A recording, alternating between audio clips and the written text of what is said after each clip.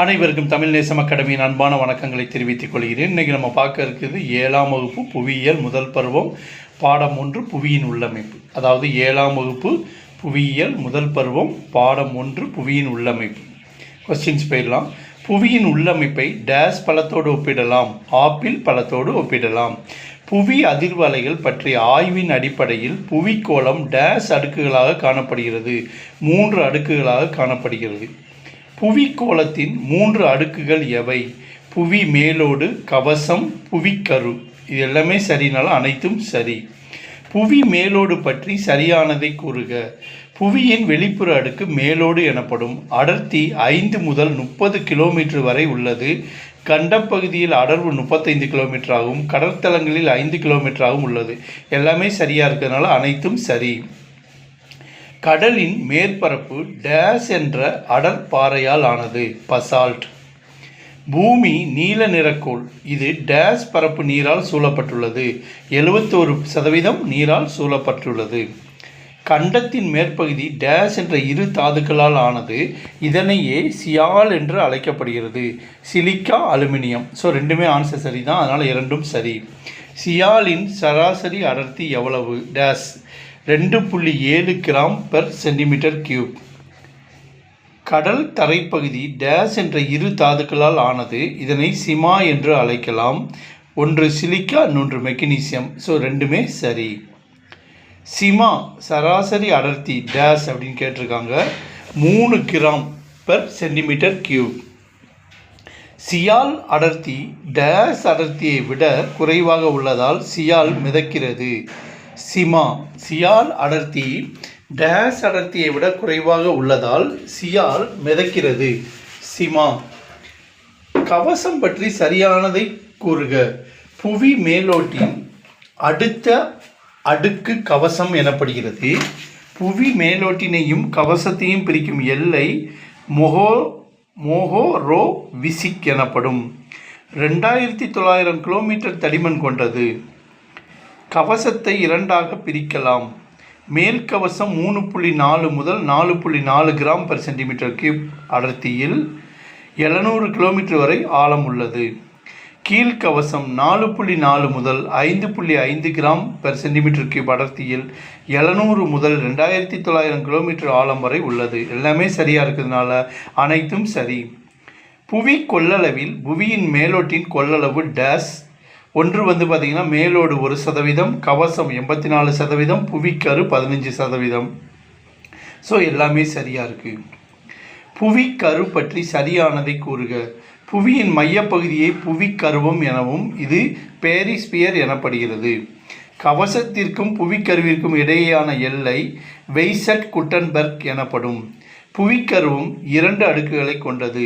வெளிக்கருவமானது திரவ நிலையில் இரும்பு குழம்பாலான வெளிப்புற அடுக்கு 2900 கிலோமீட்டர் முதல் 5150 கிலோமீட்டர் ஆழம் வரை காணப்படுகிறது. உட்கருவமானது திடநிலையில் உள்ள நிக்கல் இரும்பால் ஆனது. நைஃப் 5150 கிலோமீட்டர் முதல் 6370 கிலோமீட்டர் ஆழம் வரை பறந்துள்ளது. இதன் அடர்த்தி 13 கிராம் பெர் சென்டிமீட்டர் கியூப். எல்லாமே சரிதான், அதனால் அனைத்தும் சரி.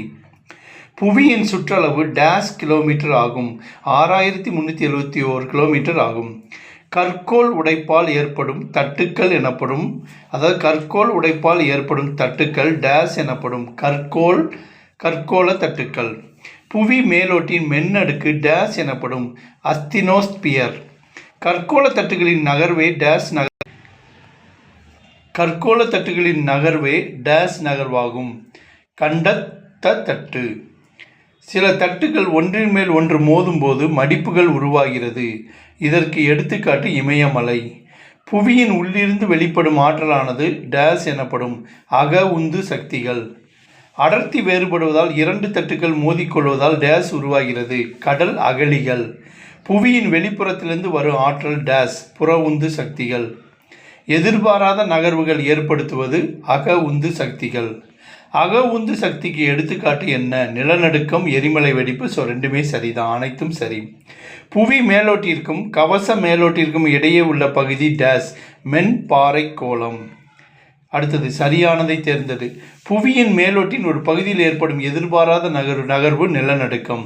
எந்த ஒரு இடத்தில் நிலநடுக்கத்தை ஏற்படுத்துகின்றனவோ அது நிலநடுக்க மையம். நிலநடுக்க மையத்திற்கு மேல் புவியோட்டு பகுதியில் அமைந்திருக்கும் புள்ளி நிலநடுக்க மேல் மைய புள்ளி. ஸோ எல்லாமே சரியாக இருக்குது, அனைத்தும் சரி. புவி அதிர்வு அலைகளை பதிவு செய்யும் கருவி எது? நில அதிர்வு மானி, அதாவது சீஸ்மோகிராஃப். நிலநடுக்க ஆற்றல் செறிவின் அளவு ரிக்டர். ரிக்டர் அளவு டேஸ் முதல் டேஸ் வரை உள்ளது. 0 முதல் 9 வரை உள்ளது. ரிக்டர் அளவு பற்றி கூறுக. 2.0க்கு கீழ் இருந்தால் உணர்வது அரிது. 5.0க்கு மேல் நிலம் பிளந்து வீழ்வது. 6.0க்கு மேல் அதிக வலிமையானது. 7.0க்கு மேல் வெறும் சேதம் நிலநடுக்கம். எல்லாமே சரியாக இருக்குது. புவி அதிர்வின் மற்றொரு தாக்கம் டேஸ் எரிமலை வெடிப்பு. நிலநடுக்கத்தின் விளைவுகள் எவை? புவி பரப்பில் மாற்றங்களை ஏற்படுத்தும், மலை பிரதேசத்தில் நிலச்சரிவை ஏற்படுத்தும், வீடுகள் இடிந்துவிடும், தீப்பற்றுதல் முக்கிய ஆபத்தாகும், நிலத்தடி நீர் பெரிதும் பாதிக்கப்படும். எல்லாமே சரியா இருக்கு. 3 வகையான நில அலைகள். 1 பி அலைகள் அல்லது அழுத்த அலைகள், எஸ் அலைகள் அல்லது முறிவு அலைகள், எல் அலைகள் அல்லது மேற்பரப்பு அலைகள். எல்லாமே சரியா இருக்கனால அனைத்தும் சரி. கடலுக்கு அடியில் ஏற்படும் நிலநடுக்கம் டேஸை ஏற்படுத்தும், சுனாமியை ஏற்படுத்தும். சுனாமி என்பது டேஸ் மொழி சொல்லாகும், ஜப்பான் மொழி சொல்லாகும். பொதுவாக சுனாமி எப்பகுதியில் அதிகம் காணப்படும்? ஜப்பான் கடலோர பகுதி, பசிபிக் கடலோர பகுதி. இரண்டுமே சரி. இந்திய பெருங்கடலில் தோன்றிய சுனாமி டேஸ் நாடுகளை தாக்கியது? 2004 டிசம்பர் 26 எந்தெந்த நாடுனா இந்தோனேசியா, இந்தியா, இலங்கை, தாய்லாந்து. அனைத்துமே சரி. நிலநடுக்க பரவல் பற்றி கூறுக. உலகில் 68% நிலநடுக்கங்கள் பசிபிக் வலய பகுதிகளில் ஏற்படுகிறது. 31% நிலநடுக்கம் ஆசியா கண்டத்தின் இமயமலை பகுதியிலும் வடமேற்கு சீனாவிலும் மத்திய தரைக்கடல் வரையிலும் ஏற்படுகிறது. 1% நிலநடுக்கம் வட ஆப்பிரிக்கா, செங்கடல், சாக்கடலில் பிளவு பள்ளத்தாக்கு பகுதிகளில் ஏற்படுகிறது. இந்தியாவின் இமயமலை, கங்கை, பிரம்மபுத்திரா சமவெளி பகுதிகள் நிலநடுக்க பகுதிகளாக கண்டறியப்பட்டுள்ளன.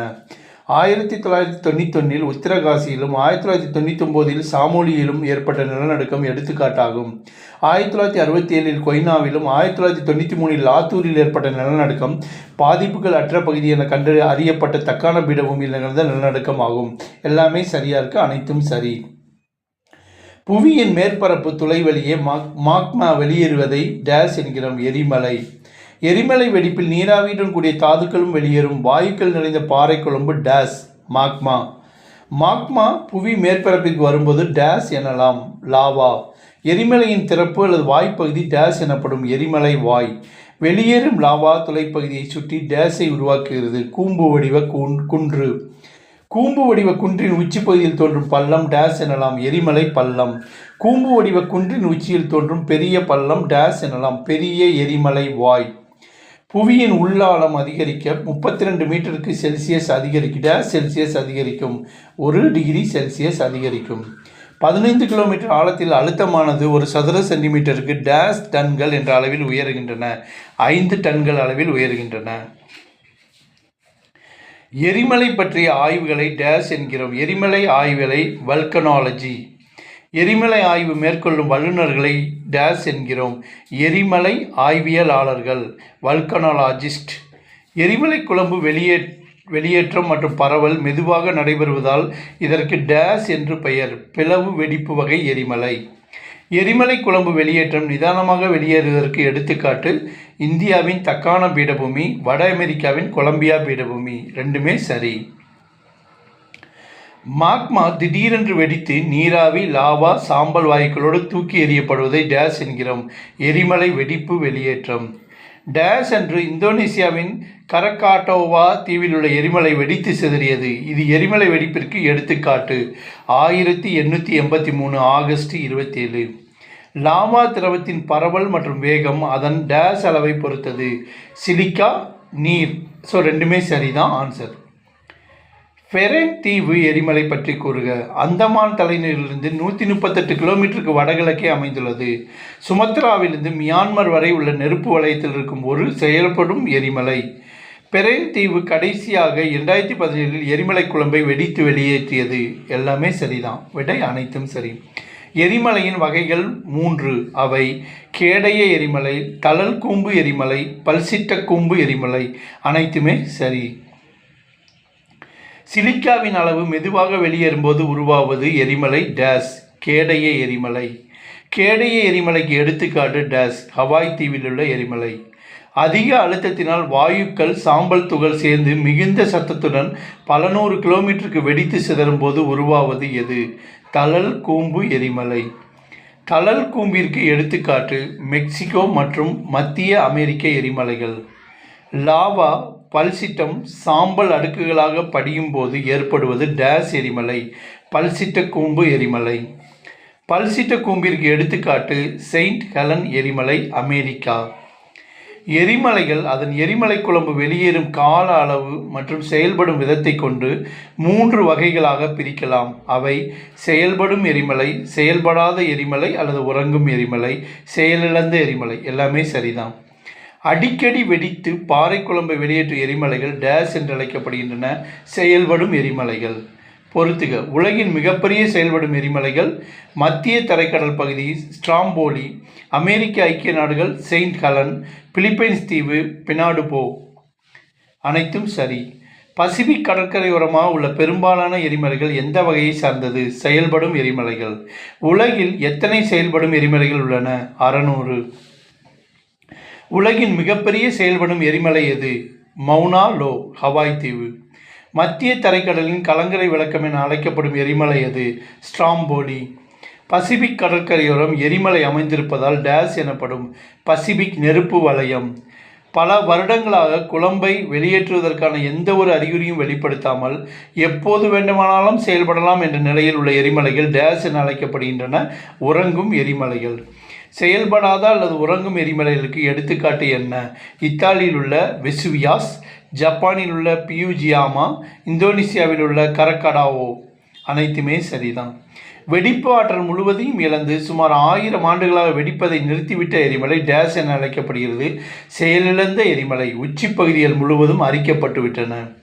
செயலிழந்த எரிமலைக்கு எடுத்துக்காட்டு மியான்மரின் போப்போ, ஆப்பிரிக்காவின் கிளிமாஞ்சாரோ, கென்யா எரிமலை. அனைத்துமே சரி. எரிமலை வெடிப்பு அதிகமாக எந்த பகுதியில் காணப்படுகிறது? வளைந்த பகுதி, பிளவுபட்ட பகுதி. ரெண்டுமே சரிதான்.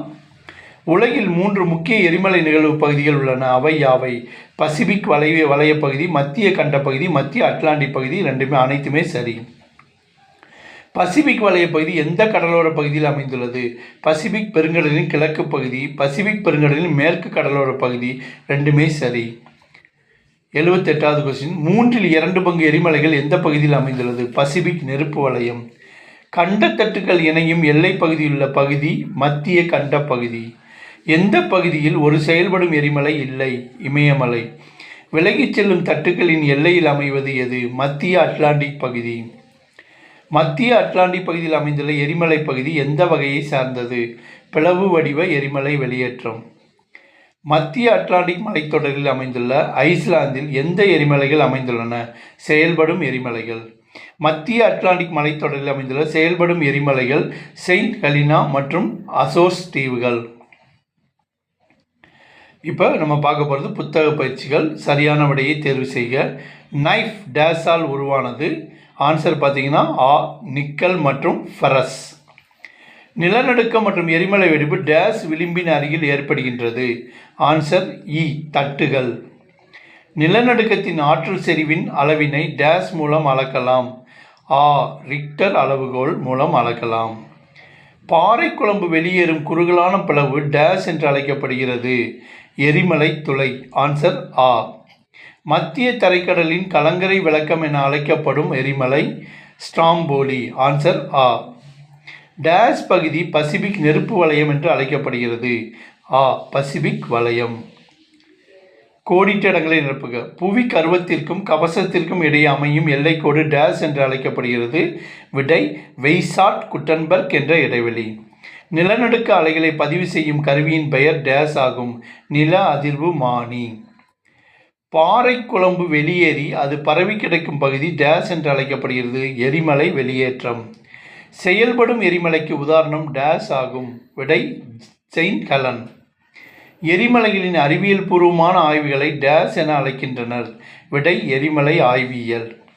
பொருந்தாததை வட்டமிடுக. மேலோடு மாக்மா, புவிக்கருவம் கவசம். விடை பார்த்திங்கன்னா பொருந்தாது, மாக்மா. நிலநடுக்க மையம், நிலநடுக்க மேல் மையப்புள்ளி, எரிமலை வாய், சிஸ்மிக் அலைகள். விடை பார்த்திங்கன்னா எரிமலை வாய். உத்தரகாசி, சமோலி, கொய்னா, கரக்கடாவோ. விடை பார்த்திங்கன்னா கரக்கடாவோ. லாவா, எரிமலை வாய், சிலிக்கா, எரிமலை பள்ளம். விடை பார்த்திங்கன்னா silica. Stromboli, Helen, Hawaii, Fujiyama. விடை பியூஜியாமா. பொறுத்துகள். நிலநடுக்கம் கொஸ்டின் படிக்கிற நிலநடுக்கம் சிமா, பசிபிக் நெருப்பு வலயம், சுனாமி, கன்னியாமலை. ஆன்சருக்கு போயிடலாம். விடை நிலநடுக்கம் திடீர் அதிர்வு, சிமா சிலிக்கா அல்லது மெக்னீசியம், பசிபிக் நெருப்பு வலயம் உலக எரிமலைகள், சுனாமி ஜப்பானிய சொல், கென்யாமலை ஆப்பிரிக்கா. கீழே கொடுக்கப்பட்டுள்ள வாக்கியத்தை கருத்தில் கொண்டு சரியானதை செய்யவும். கூற்று: பூமியின் உருவத்தை ஒரு ஆப்பிளோடு ஒப்பிடலாம். காரணம்: புவியின் உட்பகுதியானது மேலோடு, மெல்லிய புறத்தோல், புவிக்கருவம் ஆகியவற்றை கொண்டது. ஆன்சர் பார்த்தீங்கன்னா கூற்று காரணம். இந்த மாதிரி கொஸ்டின் நிறையா கேட்பாங்கன்னு சொல்லியிருக்கேன் அடிக்கடி. அதனால் இந்த மாதிரி கொஸ்டின்ஸ்க்கெல்லாம் கொஞ்சம் கவனம் அதிகமாக கொடுங்க. ஆன்சர் பார்த்தீங்கன்னா கூற்றும் காரணமும் சரி. கூற்றை காரணம் சரியாக விளக்குகிறது. சரியா? ரெண்டாவது கூற்று: உலகில் மூன்றில் 2 பங்கு எரிமலைகள் பசிபிக் கடலில் உள்ளன. காரணம்: பசிபிக் கடலின் மேற்கு மற்றும் கிழக்கு கடற்கரை பகுதியை பசிபிக் நெருப்பு வலயம் என அழைக்கிறோம். சரியா? பார்த்தீங்கன்னா ஆன்சர் கூற்றும் காரணமும் சரி, ஆனால் கூற்றை காரணம் சரியாக விளக்கவில்லை. இதுதான் இது. சரியா? ஸோ அதனால் நம்ம இன்றைக்கி பார்த்துருக்குது என்ன அப்படின்னு பார்த்தீங்கன்னா, புவியியலில் எந்த லெசன் அப்படின்னு பார்த்தீங்கன்னா 7ஆம் வகுப்பு புவியியல் முதல் பருவம் புவியோட உள்ளமைப்பு பார்த்துருக்கோம். இந்த வீடியோவை லைக் பண்ணுங்கள், ஷேர் பண்ணுங்கள், மறக்காமல் சப்ஸ்கிரைப் பண்ணி வச்சுக்கோங்க. எங்கள் சேனலை சப்ஸ்கிரைப் பண்ணி வச்சிட்டா தான் நாங்கள் அடுத்தடுத்து போடுற சப்ஜெக்ட் வீடியோஸ் எல்லாம் உங்களுக்கு எல்லாமே வந்துகிட்ருக்கோம். உள்ளே போய் நீங்கள் என்ன செய்யலாம், ஒவ்வொரு சப்ஜெக்ட்டுக்கும் ஒவ்வொரு ஸ்டாண்டர்ட் வைஸாக நீங்கள் என்ன செய்யலாம், எடுத்து படிச்சுக்கலாம். சரியா? ஸோ இது உங்கள் ஃப்ரெண்ட்ஸ், ரிலேட்டிவ்ஸ், இவங்க யார் யாரெல்லாம் எக்ஸாமுக்கு ப்ரிப்பேர் பண்ணிகிட்ருக்காங்களோ எல்லாருக்குமே அனுப்புங்க. அது அவங்களுக்கு ரொம்ப யூஸ்ஃபுல்லாக இருக்கும். ஸோ இந்த வீடியோவை லைக் பண்ணுங்கள், ஷேர் பண்ணுங்கள், மறக்காமல் சப்ஸ்கிரைப் பண்ணுங்கள். நன்றி, வணக்கம்.